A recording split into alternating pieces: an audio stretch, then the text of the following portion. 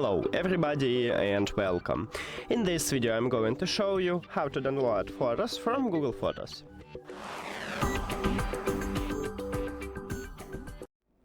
You have to start by open Google Photos application on your phone and then select photo what you wanna download. Let's say I wanna download this photo. After that, right here at the right top we have three dots. You need to click on it, and here it is, we have download. You need to tap at this button also, and now we need to check, we need to wait until this download will complete. Here we go, we have it, and now hide the photos. Let's check it in the gallery, and right here we have it. So we did it.